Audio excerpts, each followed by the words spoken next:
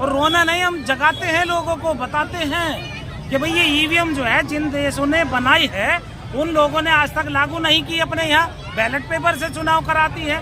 हमारी इंडिया में जो है ये एक बतलाइए मुझे, जब सुप्रीम कोर्ट ने पहले बातचीत की थी और जब सुप्रीम कोर्ट में भी आज कौन बैठे हैं जज, एक ही वर्ग के विशेष के बैठे हैं, SC ST OBC माइनॉरिटीज के, जब सब जगह सब कोई नहीं है, कोर्ट में भी एक ही वर्ग है तो न्याय व्यवस्था ही चरमरा रही है। और जो चुनाव आयोग है वो भी इनकी कठपुतली है। आज जो राष्ट्रपति हमारे देश में इन्होंने नाम के लिए बना दी आदिवासी, लेकिन आदिवासियों पे सबसे ज्यादा अत्याचार हो रहे हैं। बिल्कुल सही बात है। हमारी बहन बेटियों के ऊपर वहाँ रात दिन अत्याचार बलात्कार करके मार दिया जा रहा है। कौन करवा रहा है? अरे दुश्मन करा रहा है जो सरकार में बैठा है। सरकार यदि चाहे तो 1 मिनट में सब कुछ सब खत्म हो जाता है। बीजेपी राजनीतिक पार्टियां काम कर रही है, जो आज देश में राज कर रहा है उसका 39 पार्टियों का गठबंधन है, वो अकेली नहीं है। और कम से कम 100 से ज्यादा उनके सामाजिक संगठन काम कर रहे हैं। अरे भाई सुन लो यार, तुम अपनी अपनी मत चलाया करो, अपनी अपनी मत चलाया करो। मैं कई बार कह दिया आपको, क्या तो मेरे साथ बात करो तो पूरी नहीं, मेरे साथ यदि बात करो तो केवल सुनने की भी आदत डालिए। अरे सुनते नहीं हो आप। देखिए, जो दुश्मन है हमारे देश में विदेशी, वो केवल टारगेट कर दिया जो दाढ़ी वाला होगा कि मुस्लिम है, टोपी वाला होगा, वो दुश्मन बना के साबित कर दिया। लेकिन मैं उनसे पूछना चाहता हूँ कि जब मुस्लिम आया यहाँ, उससे पहले भी यहाँ कौन था, क्या व्यवस्था थी? यह वर्ण व्यवस्था आज भी है और पहले भी थी। अभी मेरठ में ले लो, एक दलित समाज के व्यक्ति पर पेशाब कर रहा है, और अभी पहले भी एक मध्य प्रदेश में घटना घट गई, और अभी पीछे वाल्मीकि समाज की महिला हमारी बहन पर बलात्कार किए, सामूहिक बलात्कार किए हैं, और उनके सबूत मिटाने के लिए रातों रात जला दिया। बटेरा हुए तो अत्याचार बढ़ेंगे। अभी अरे भाई साहब, कहाँ मणिपुर का केस लीजिए। अरे मणिपुर क्या, मणिपुर का यहाँ मणिपुर है क्या? मणिपुर एकांत में है, और एकांत में होने के बाद उसके ऊपर देखिए महिलाओं पर अत्याचार किया जा रहा है, और आज तक उसकी सुध नहीं ले रहे हो। संगठन क्यों आप बात क्यों नहीं कर रहे? हम बराबर आवाज उठा रहे हैं, हम बराबर आवाज उठा रहे हैं। ये राजुद्दीन गादरे हर जगह पहुंचता जहाँ बहुजनों की बात होती है, हम लोग वहाँ बात कर रहे हैं, लोगों को समझाने का काम। लेकिन जो दुश्मन है बच्चों को रातों रात धर्मवाद की राजनीति पे घुसड़ने पे लगा हुआ है, और आप नहीं समझोगे तो हम कहाँ से समझाएंगे? आप मीडिया नहीं समझेगा, ये मीडिया के हाथ होता है। देखिए, कोरोना चल रहा था और एक नचनिया कहाँ, जो एक फिल्म स्टार दिखाते हैं, उसके 2 महीने तक उनका कांड दिखाया इन्होंने। कोरोना खत्म हुआ तो उसके बाद में इन्होंने रोजगार नहीं खोले, बल्कि दारू के ठेके खोल दिए कि SC समाज हो, OBC समाज हो, या मुस्लिम हो, या सिख हो, या ईसाई हो, कि वो इनका नशा उतर गया होगा भाई 2 साल में, इन्हें फिर दारू के ठेके पे लगा दो, फिर दारू में लगा दिया। तो भाई ये नशे से ही नहीं उतरने देते। फिर इन्होंने अफीम से ज़्यादा, चरस से भी ज़्यादा खतरनाक धर्मवाद की नीति बहन बेटियों को घर घर में ले जा करके ढोल ढमाकों पर लगा रखा है। आज जो हमारा ये प्रोग्राम हुआ है, यहाँ संविधान बांटा गया और संविधान की बातें की गई।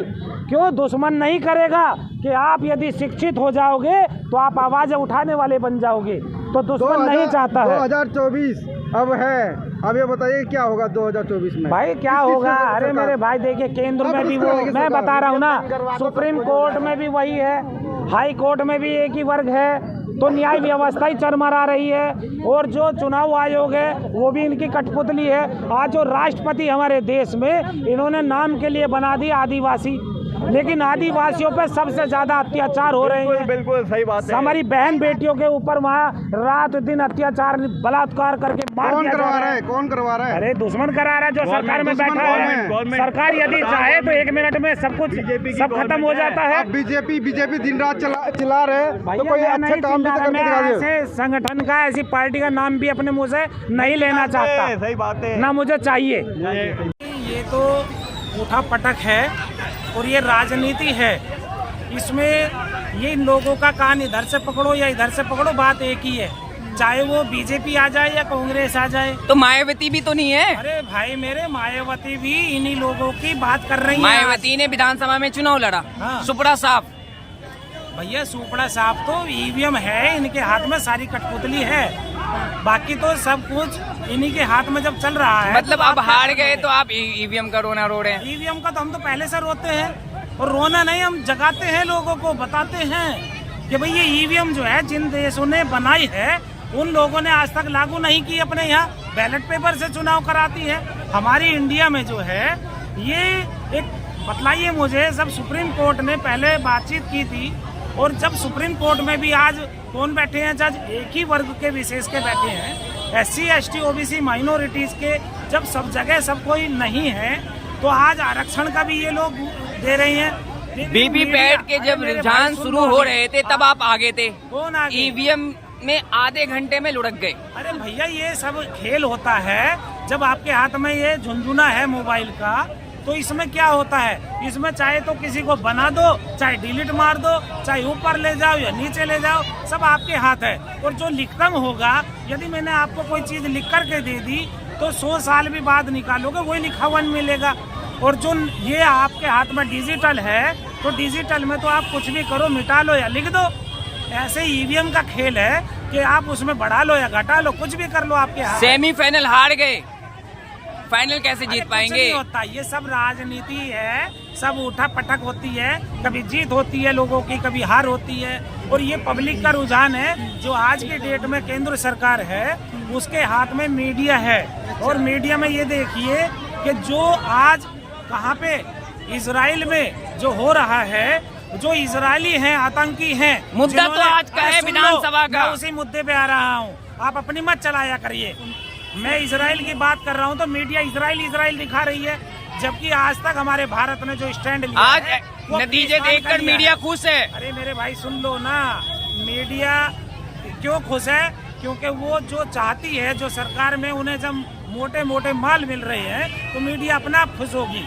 और वो जो बहुजन समाज है उसके पास में मोटे मोटे माल देने को आप लोगों को कुछ है नहीं। आप बहुजन एकजुट की बात करते हैं, धर्म का कार्ड चल गया सर है? आप बहुजन एकजुट की बात करते हैं, यहाँ तो धर्म का कार्ड चल गया। मेरे भाई धर्म में वही तो आपको समझाना चाह रहा हूँ, जनता को भी वही बताना चाहता हूँ कि हमारा जो देश है वो बहुत बड़ा एक गागर में सागर है, लेकिन हमारे देश को लूटने खसोटने के अलावा कुछ नहीं हो रहा, केवल धर्मवाद की राजनीति कर रहे हैं। आप मुस्लिमों की बात करनी छोड़ दीजिए, आप पाकिस्तान की बात करनी छोड़ दीजिए, आप जो मुद्दे हैं महंगाई के, बेरोजगारी के, आप क्यों नहीं उठा रहे हो? चिकित्सा के क्यों नहीं उठा रहे हो? बताइए मुझे, अत्याचारों को क्यों नहीं उठा रहे हो? अभी जो मणिपुर में हुआ, आप पेंशन की बात करते हो, आप सब कुछ की बात करते हो। 4 राज्य में बीजेपी जीत गई है सर, पेंशन मेरा मायने नहीं रखता। सारे राज्य हैं हमारे पास में, किसान मजदूर कुछ भी नहीं, ये सब जगह बैठे हुए हैं और किसानों ने जितने में मारा। अशोक गहलोत का बयान है, अशोक गहलोत का बयान है, उन्होंने साफ कहा था कि अगर धर्म का कार्ड चल गया तो राजस्थान जीत जाएगी बीजेपी, और धर्म का कार्ड चल गया सर। आप बहुजन एकजुट करते रहिए। आप बात ही नहीं समझ रहे, जब वो बच्चों में ये भावना भर रहे हैं जा करके, उन्होंने गुरुकुल तक खोल रखे हैं कि आपको धर्मवाद का तरह सुंगानी है। जो अम्बेडकरवादी आप झूठे बनते हो, जो आप बहुजन समाज की बात करने के लिए तैयार नहीं हो, तो फिर और कौन करेगा? तो इसीलिए हमें मानवता की, इंसानियत की बात करो, हमारे जो देश में मुद्दे हैं उसकी बात करिए। आप करते नहीं हो तो धर्म की अफीम सूंघते रहो, तो उसमें क्या करेगा? केवल मुसलमान ने ठेका नहीं लिया है कि हराने जिताने का केवल मुस्लिम ही करेगा। आप कहते हैं ईवीएम बैन हो, सर खर्चा लगेगा उसमें, और ईवीएम तो चुनाव आयोग कहती है कि सही है। मेरे भाई इसमें आपको समझने की, और जो हमारे पास में आज न्याय व्यवस्था है वो निष्पक्ष नहीं है, आज चुनाव आयोग भी निष्पक्ष नहीं है, तो उस पर आप क्या बात कर लोगे? सब जगह जो है एक ही प्रवृत्ति के लोग बैठे हुए हैं, एक ही वर्ग विशेष के लोग बैठे हुए हैं। आज आरक्षण भी खत्म कर दिया, सरकारी तंत्र खत्म कर दिया, तो आप क्या कर लोगे? बीजेपी तो आ रही है ना। अरे वो तो आएगी, जब सारा तंत्र तुम्हारे हाथ में है बीजेपी आएगी। अरे आ जाओ बीजेपी, खा लो, किसी को लूट दो, अरे लूट लो ना मीडिया चला भाई, पूरा देश लूट लिया। हाँ भाई, लहर में ही रहोगे तुम लोग, कभी लहर में इधर आए, कभी लहर में इधर गए, अब लहर में झूमते रहो, दारू के नशे में रहो।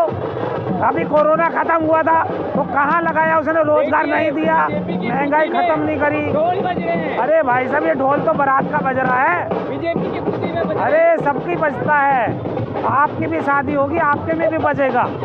आप करवा लो अपनी शादी, मैं भी नाचूंगा आपकी शादी में। चलो। अच्छा, मोदी जी ने कहा था छू मंतर हो गए। अरे भैया वो जादूगरी है, मोदी है तो मुमकिन है, मीडिया भी उनके हाथ में है और पूरा सरकारी तंत्र हाथ में। 400 बार कोई दिक्कत नहीं, वो कहने दो, उनको कहना है, लेकिन आपको समझना होगा यदि आप देश के मूल निवासी हैं, आप देश के हित में यदि काम करते हैं तो आप लोग चौथा स्तंभ है। 4 राज्यों की जनता नहीं समझी क्या? मेरे भाई, मीडिया आज 24 घंटे वही दिखाती है और उसी दिखाने पे माइंड डाइवर्ट करती है और सबके यहाँ टीवी है। चलो, पास में भी बहुत सारे संगठन और राजनीति